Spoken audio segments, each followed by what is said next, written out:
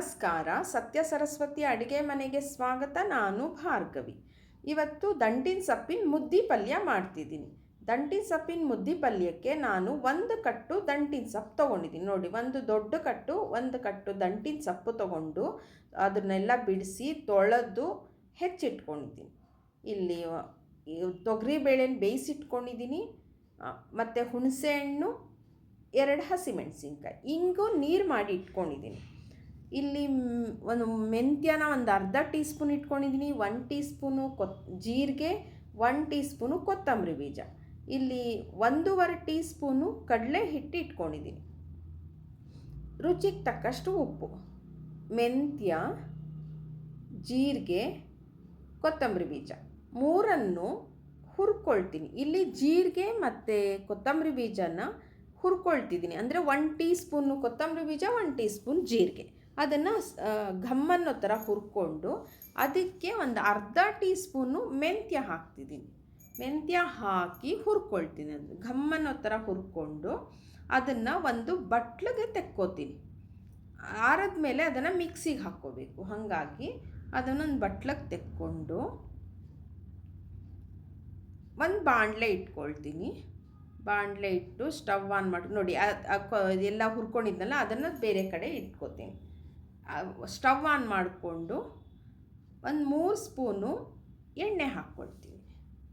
3 spoon ಎಣ್ಣೆ ಹಾಕಿ ಒಂದು ಸ್ವಲ್ಪ ಬಿಸಿ ಆಗಲಿ. ಎಣ್ಣೆ ಬಿಸಿ ಆದಮೇಲೆ ಅರ್ಧ ಸ್ಪೂನು ಸಾಸಿವೆ ಹಾಕಿ ಅದು ಚಿಟಪಟ ಅನ್ನಲಿ.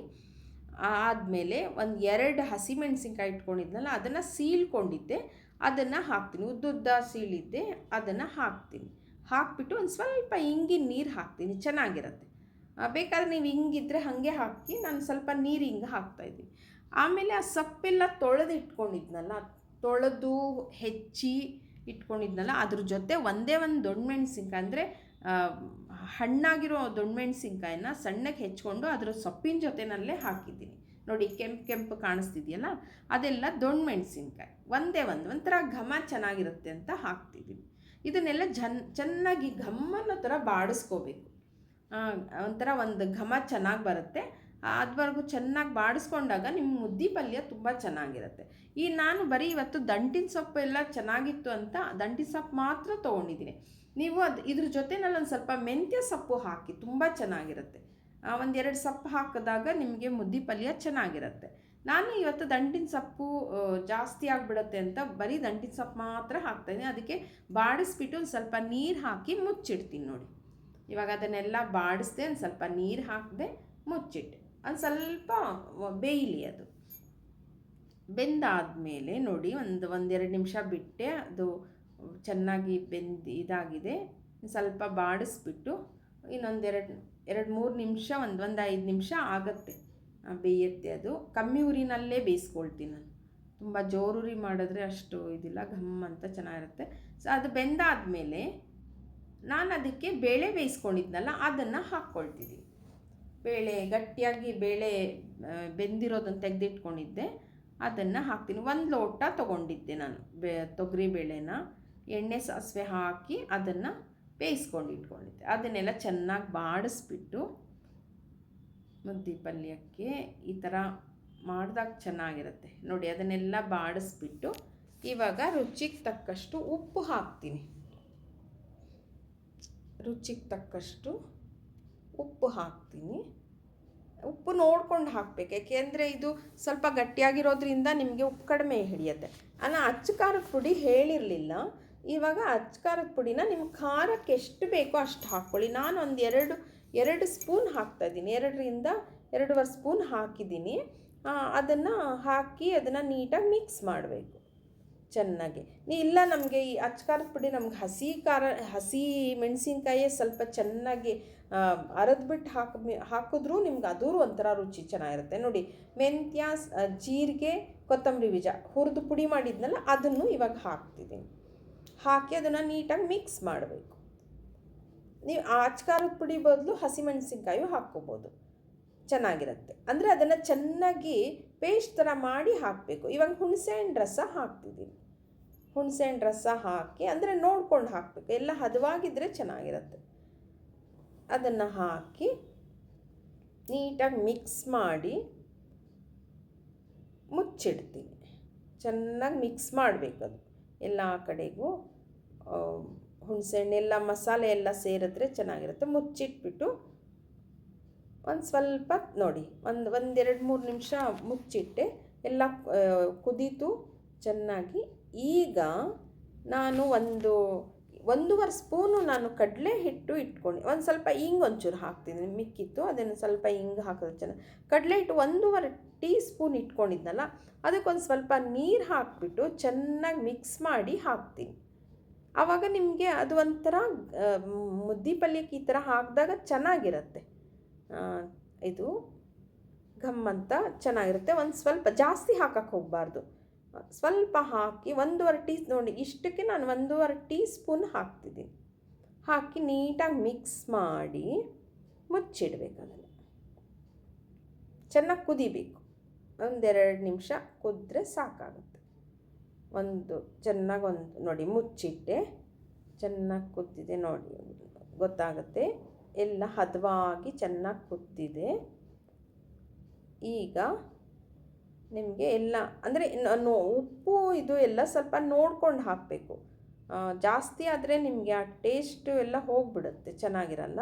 ಹಾಗಾಗಿ ಸ್ವಲ್ಪ ಉಪ್ಪು ನೋಡ್ಕೊಂಡು ಹಾಕಿ. ಕಮ್ಮಿ ಇದ್ದರೂ ಪರವಾಗಿಲ್ಲ, ಬೇಕಾದರೆ ಹಾಕ್ಕೋಬೋದು. ಜಾಸ್ತಿ ಆದರೆ ನಿಮಗೆ ಅದಷ್ಟು ಇದಾಗಲ್ಲ. ನೋಡಿ ಆಯಿತು, ಮುದ್ದೆ ಪಲ್ಯ ಇಲ್ಲಿ ರೆಡಿ ಆಯಿತು.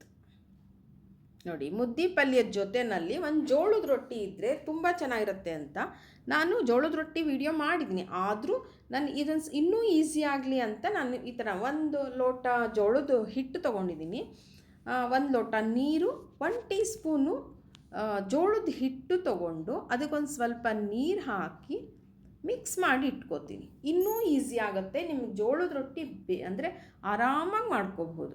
ಆ ಥರ ನಾನು ಜೋಳದ್ದು ರೊಟ್ಟಿನ ಮಾಡಿ ತೋರಿಸ್ತೀನಿ. ನೋಡಿ ಒಂದು ಪಾತ್ರೆ ಇಟ್ಕೊಂಡೆ, ಅದಕ್ಕೆ 1 ಲೋಟ ನೀರು ಇಟ್ಕೊಂಡಿದ್ನಲ್ಲ ಅದನ್ನು ಹಾಕ್ಕೊಳ್ತೀನಿ. ನೀರು ಹಾಕ್ಕೊಂಡು ಸ್ಟವ್ ಆನ್ ಮಾಡಿಕೊಂಡು ಅದೊಂದು ಸ್ವಲ್ಪ ಬಿಸಿ ಆಗಕ್ಕೆ ಬಿಡಬೇಕು. ಸ್ವಲ್ಪ ಬಿಸಿ ಆಗಬೇಕು ಆ ನೀರು. ನೋಡಿ ಮುಚ್ಚಿಟ್ಬಿಡ್ತೀನಿ. ಮುಚ್ಚಿಟ್ಟು ಅದು ಕುದೀತಿದೆ. ಈಗ ನಾನು ಏನು ಜೋಳದ ಹಿಟ್ಟು ಇಟ್ಕೊಂಡಿದ್ನಲ್ಲ, ನೀರು ಹಾಕಿ ಕದ್ರಿ ಇಟ್ಕೊಂಡಿದ್ದೆ, ಅದನ್ನು ಇವಾಗ ಹಾಕ್ತೀನಿ. ನೋಡಿ ಹಾಕಿ ನೀಟಾಗಿ ಮಿಕ್ಸ್ ಮಾಡ್ತೀನಿ. ನೋಡಿ ಮಿಕ್ಸ್ ಮಾಡ್ತೀನಿ. ಅದೊಂದು ಸ್ವಲ್ಪ ಒಂದು ಸ್ವಲ್ಪ ಗಂಜಿ ಥರ ಆಗುತ್ತೆ ನಿಮಗೆ. ಅದನ್ನು ಮುಚ್ಚಿಟ್ಬಿಟ್ಟು ಒಂದು ಅರ್ಧ ನಿಮಿಷ ಅಷ್ಟೇ, ಜಾಸ್ತಿ ಏನು ಇದಿಲ್ಲ. ನೋಡಿ ಆಯಿತು. ಇವಾಗ ನಾನು ಸ್ಟವ್ ಆಫ್ ಮಾಡಿಬಿಟ್ಟು ಇದು ಹಾಕ್ತೀನಿ, ಜೋಳದ ಹಿಟ್ಟು ಹಾಕ್ತೀನಿ. ಇಲ್ಲ ಜೋಳದ ಹಿಟ್ಟು ಹಾಕಿಬಿಟ್ಟು ತಕ್ಷಣ ಆಫ್ ಮಾಡಿಬಿಡಬೇಕು. ಆವಾಗ ನಿಮಗೆ ಅದನ್ನು ಹಾಕಿ ಮುಚ್ಚಿಟ್ಬಿಡಬೇಕು.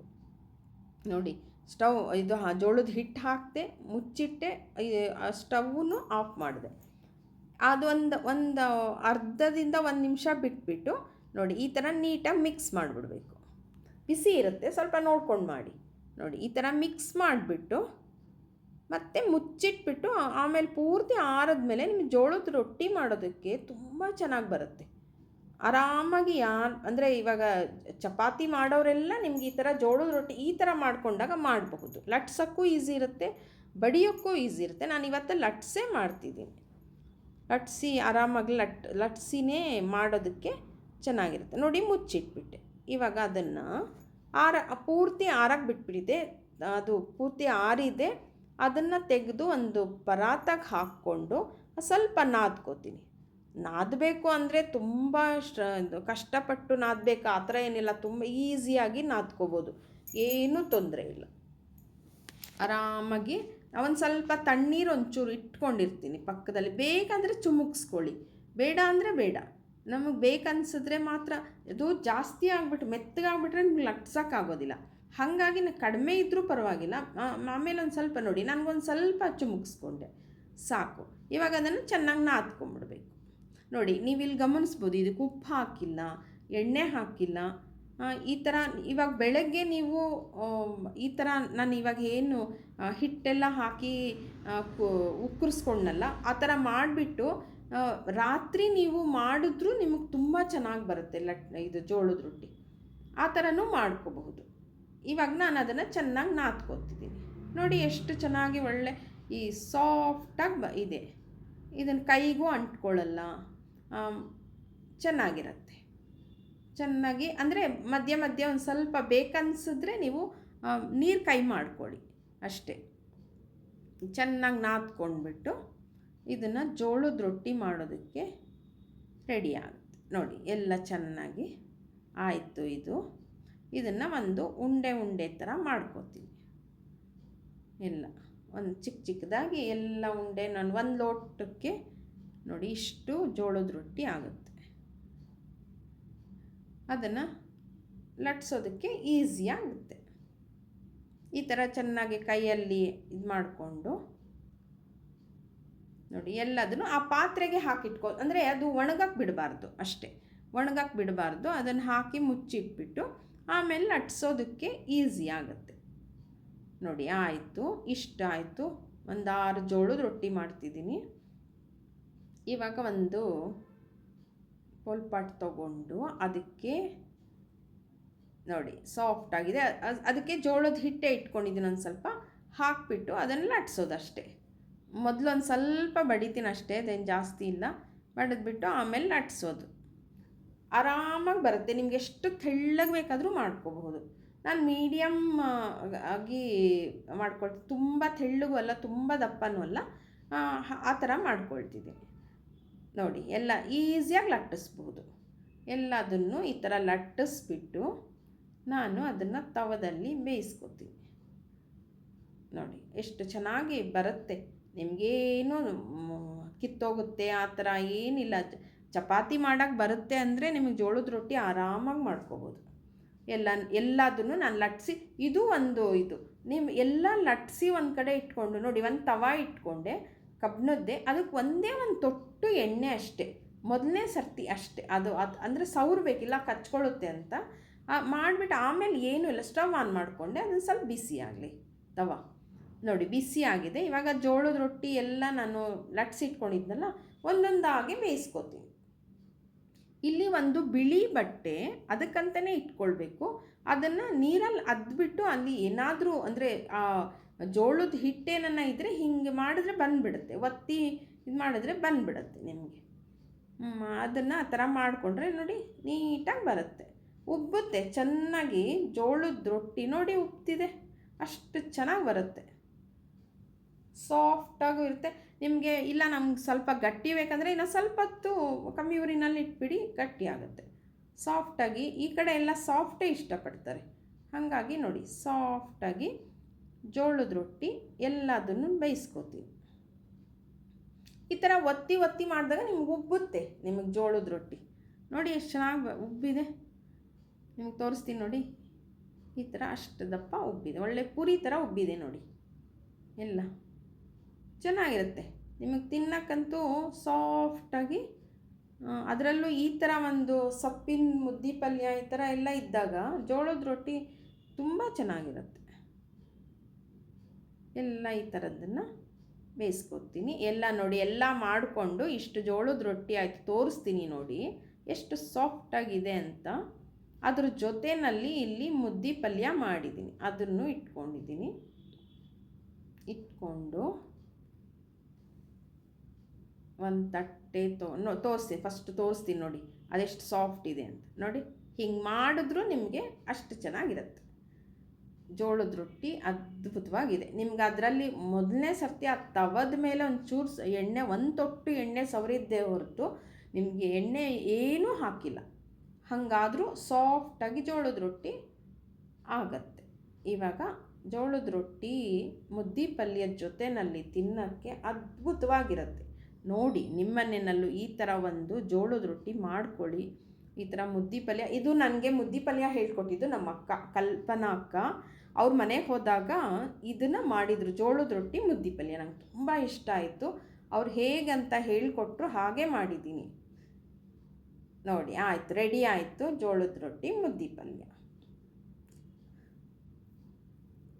ನೋಡಿ ಇಲ್ಲಿ ನಿಮ್ಮನೆಯಲ್ಲೂ ಈ ಥರ ಒಂದು ಜೋಳದ ರೊಟ್ಟಿ ದಂಟಿನ ಸೊಪ್ಪಿನ ಮುದ್ದೆ ಪಲ್ಯ ಮಾಡಿಕೊಂಡು ತಿಂದು ಹೇಗೆ ಅನ್ನಿಸ್ತು ಅಂತ ಹೇಳಿ ನನ್ನ ಚಾನಲ್ ಸಬ್ಸ್ಕ್ರೈಬ್ ಮಾಡಿ, ಶೇರ್ ಮಾಡಿ, ಸಪೋರ್ಟ್ ಮಾಡಿ. Thank you.